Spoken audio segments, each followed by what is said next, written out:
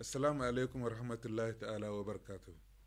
Mes chers compatriotes, par la grâce d'Allah, la Oumma islamique de notre pays entamera demain le jeûne du mois de Ramadan, un mois de piété, de pardon, d'adoration et de repentance. En effet, le croissant lunaire a été aperçu aujourd'hui dans plusieurs localités de notre pays. Cette année, le jeûne du mois de Ramadan intervient dans un contexte caractérisé par de multiples défis. Ce contexte défavorable requiert de tous davantage d'unité et de solidarité.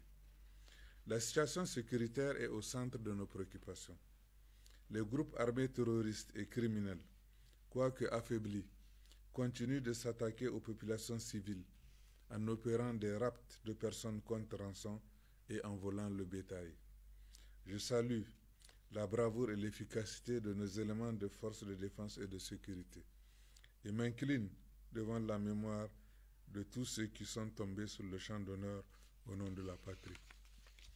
La sécurité est l'affaire de tous.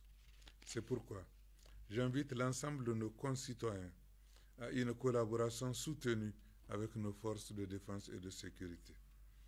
Le gouvernement poursuivra ses efforts pour garantir la sécurité des personnes et de leurs biens sur l'ensemble du territoire national. Le deuxième défi auquel nous sommes confrontés est relatif à la situation de crise alimentaire, conséquence de la mauvaise campagne agricole 2021, caractérisée par un fort déficit céréalier et fourrager. Cette situation expose près de 4 millions de nos compatriotes à l'insécurité alimentaire. Pour y faire face, le gouvernement met en œuvre un plan de soutien, incluant la vente à prix modéré de céréales, la distribution de vivres et de cash pour les populations vulnérables et d'aliments de bétail en zone pastorale. Sur le plan économique, nous enregistrons depuis quelques semaines une flambée vertigineuse des prix des produits de première nécessité, liée en partie à la COVID-19 et à la guerre en Ukraine. Très tôt, le gouvernement a engagé un dialogue avec les opérateurs économiques afin d'inverser la tendance haussière du prix de ces produits. C'est ainsi que le gouvernement a consenti la réduction de taxes à l'importation de plusieurs produits pour près de 7 milliards de francs CFA. Cette réduction de taxes est destinée à soulager le portefeuille des consommateurs. Je demande donc aux opérateurs économiques d'éviter la surenchère des prix et de prendre en compte les efforts fournis par l'État. Les services compétents ont été instruits, en effet, pour porter une attention particulière sur les prix des produits de première nécessité sur les différents marchés. Mes chers compatriotes, à cette veille de Ramadan, le président de la République, chef de l'État, Son Excellence Mohamed Bazoum, m'a chargé de vous transmettre ses vœux les plus ardents de bon Ramadan.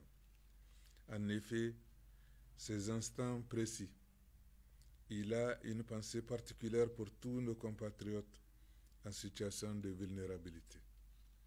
Je vous invite, mes chers compatriotes, à davantage de partage, de solidarité et de bienveillance envers les plus faibles, ceux qui ont besoin d'assistance pour passer le jeûne du mois de Ramadan dans des conditions d'humanité et de dignité.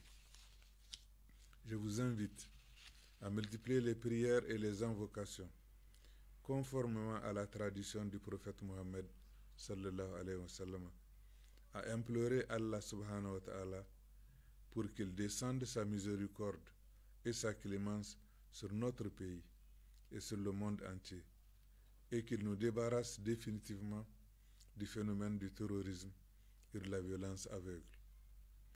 Je vous invite à cultiver au quotidien la cohésion sociale, le pardon et la tolérance, tels que nous l'enseigne notre livre saint.